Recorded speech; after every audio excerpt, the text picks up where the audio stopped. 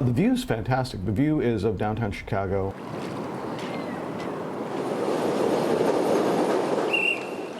After the rush, a rush hour. Yeah, always running around, always working through traffic. Daisy Arashiba settles into his 2-bedroom, 1.5-bath apartment. The comic actor and musician calls this home and home office for, What, 7 years? but this year he discovered his nest Was that a falcon? expanded unexpectedly. Well, I'm sure you know the Chicago Housing Authority's like, that's not a legal bedroom out there in the balcony. Part of his 28th floor Lakeview apartment was taken over by a pair of squawky squatters. When they get together, they become kind of the Bickersons. It's like, what are you doing? It's like, I've been flying around hunting things. What do you got? I got something. I just killed it. You want to eat some? Sure. You know. Peregrine falcons are a bird of prey traditionally nesting in places like barren cliff faces. And I happen to have empty window boxes because I'm a terrible gardener. He branded the birds after famous musicians, Steve and Linda, because Perry, Steve Perry and Linda Perry. eventually discovering his new neighbors made more than music. And there are 4 chicks. There's Luke Perry, Katy Perry, Joe Perry, and because it's Chicago, Refrigerator Perry. The birds are federally protected, so it is against the law to move the nest. Arashiba has limited access to his balcony for about another month. That's when this feathered family could say farewell. Chicks that have been born here have ended up as far away as Ecuador.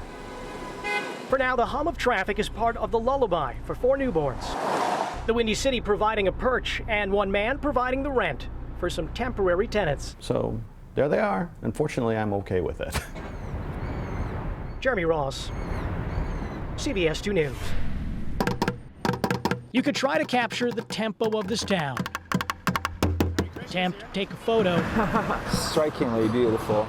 of its heartbeat. I'm looking for angles. He usually gets, 50 to 100 pictures of him a day. Yeah, it blew me away, actually.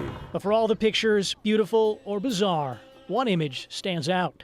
A dog walked itself on a leash. Come on, let's go. Oh my God. Oh, is he cute? Like many golden retrievers, 9-year-old Sporty liked to carry something like a toy or ball in his mouth. But years ago, he instead began toting his own tether. I insist on it. It's kind of a mutual thing. His owner, David Duncan, adopted the former agility and championship show dog. Sporty has since taken his leash and his showmanship to the sidewalk as the city's unofficial fluffiest landmark. He was in Chicago Magazine, he was in New York Mag. You are an awesome dog. He is a little bit of a local celebrity around here, yeah. Duncan is quick to point out if anyone is uncomfortable with the retriever's reception, he's never too far away, and Sporty's strap goes back on. No. No, you come on. From 9 to 5, Duncan is an options trader. I yell and scream all day. Because of that, Sporty is as much a therapy dog for him as the canine is for all the strangers he greets. He's everything. I don't know what I'd do without him. I really don't. Bye, baby. Or he spreads the love. He makes people happy, I just want to give him back, what he's given me. A dog that walks to a different beat. Oh my God, he's so cute. Sporty may not own this river walk, but he's got a leash on it. We're going to do this as long as he wants. Jeremy Ross, CBS 2 News. Missing since 2012, 7-year-old Chiquito the Chihuahua mix found his way home No one's calling us. and to a news conference Wednesday. And then we get a call. Tuesday, a neighbor saw the dog on South Michigan near 126th, told Chicago police officers. See, this is the number. The Animal Welfare League scanned the dog, found its chip, located its family, but noticed he was in good health for a 4-year stray. I think somebody found the dog, was taking care of the dog. And thank you to the person that kept him. You're welcome. I appreciate the thanks.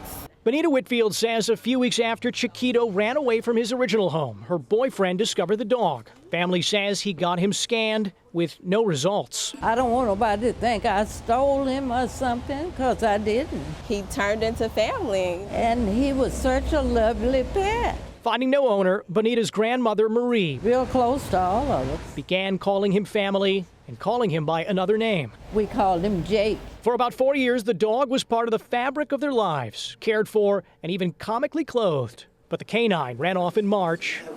The dog with at least 2 families and 2 names eventually surfacing behind a police podium. I'm glad he's at home and okay. Do you miss him? Oh, yeah, I do. As for what happened to the dog between March and when he was found this week, well, that remains a mystery. We did talk with Chiquito's original family. They are hoping to meet up with the Whitfields sometime in the near future.